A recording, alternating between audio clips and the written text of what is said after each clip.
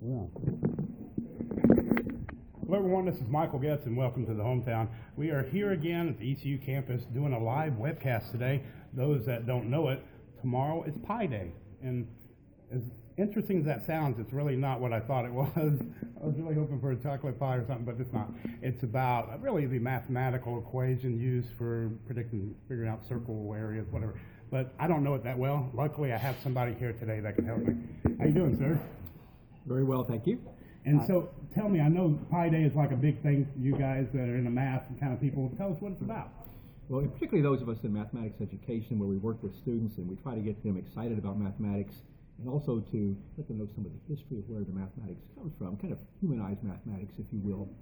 We like to celebrate Pi Day, and we do it on March 14th in the United States because we use a decimal approximation for pi as 3.14 typically. So March 14 then becomes Pi Day. We typically do some fun activities on Pi Day, but all those with a mathematical emphasis to them, where we might go back to the basic definition of what pi is. It's the ratio of circumference of a circle to the diameter of a circle, and it's a constant number. It is pi, exactly pi, but we use approximations for it because how do you measure pi? How do you use the Greek letter pi to measure something? And so we'll use something like 3.14 or 3.14159. But pi itself is an irrational number. Decimal never ends, and so we have some fun with that also. For instance, we might ask some students to memorize as many digits of pi as they can. So maybe one student will memorize 15 and think they're doing pretty well, and someone else will come in and have 50, and somebody else might have 100 or 120, and so that person might then win that contest. And while we don't necessarily have chocolate pie, we actually, for our Math Ed Club tomorrow afternoon, are going to talk about pi historically and some of the historical methods people use to approximate pi, but we'll have some pie for dessert. and so, if nothing else, a pie is typically made in a circular fashion. We might even throw out something, so you can see pi right there with the circle. You could have a pie, if you will.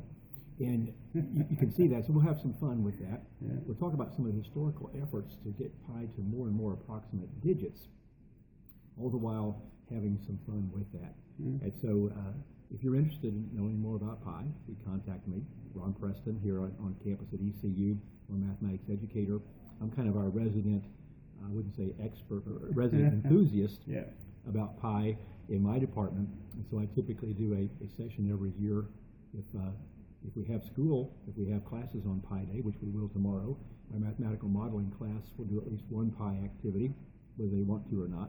We might even have a pizza pie come in and use pi to help us calculate the volume of that pizza pie in a fun kind of way. So we're going to do some fun things. We'll do some things that are actually historically accurate, and we'll try to demystify a little bit this nature of pi, an irrational number. And so for those people like me that really don't understand, bottom line is he's telling us that you can use math, and when it comes to like figuring out circles and such in the area of them, and that's what this is all about. But the cool thing about pi is that it doesn't come to an end. It repeats, and it doesn't have a pattern. What is it like now? How far are they along in predicting pi? How many digits do you think? They can get as many digits as you want. With computer programs, you can go out and get a decimal approximation to 1 million places. Really? They're that far? Most of us, 4 or 5 places most people ever need. But it's easy to go Google Pi and get 100 digits, 200 digits. Wow. But mathematically, via computers, they've got it to many, many places, whereas ancient mathematicians spent their entire mathematical agenda trying to find techniques to approximate pi to more and more places, and getting breakthroughs that would get them out to 8, 9, 10 places, which was fantastic at the time using crude measuring tools.